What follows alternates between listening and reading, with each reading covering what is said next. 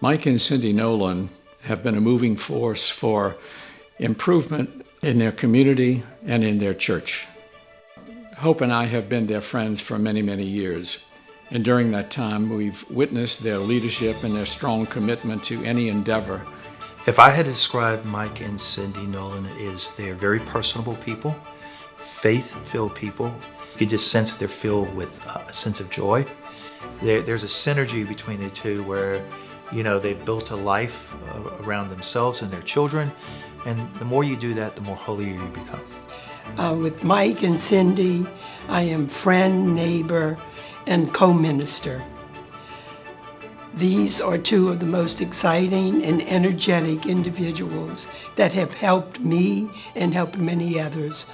Their commitment to faith, the practice of the faith, their lives are examples of laborers for the vineyard.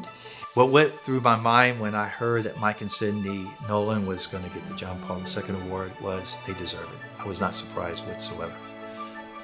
They don't just come to Mass and leave. They come to Mass and afterwards they like to converse with and talk to others. They're always standing outside of the church, either talking to old friends, talking to me, or meeting new friends. And I don't care who it is, they will talk to anybody coming out of that church. And I think that it builds community. And that's what we're called to do, is to build, not only to worship God, but to build community. Their generosity and their stewardship is a result of a very strong Catholic upbringing in both families.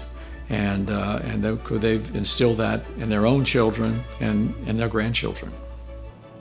That's the generosity of giving, of being, and doing that they exemplify. Growing up, they led by example.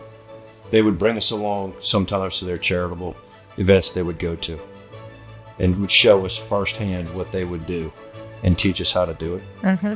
And we would learn from that, and that was instilled in us at a young age.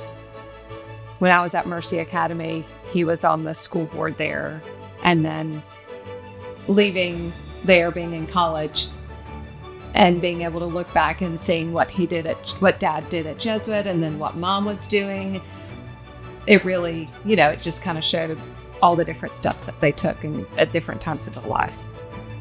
I think just by the example that they led, showed us what it is that we were supposed to do. They were just a natural fit for us. And their generosity, they were there. Can we be of any help to you? Many times I didn't have to ask. They were there to volunteer and be ready.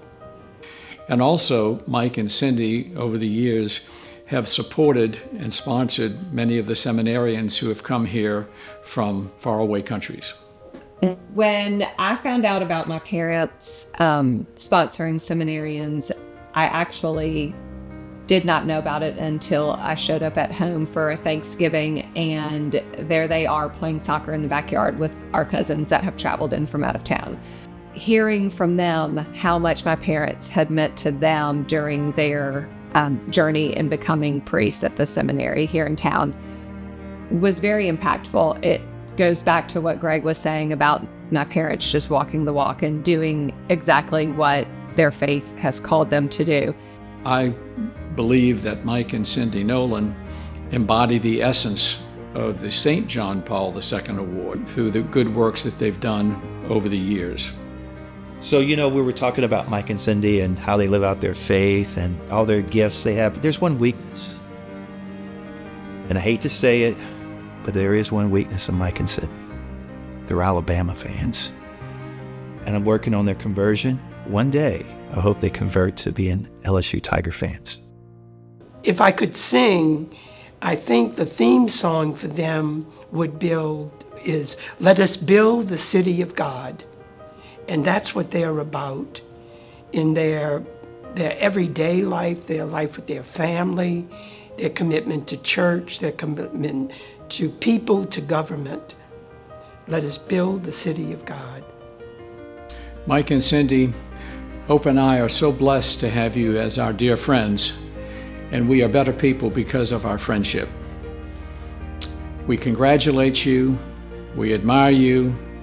We love you. May God bless you both.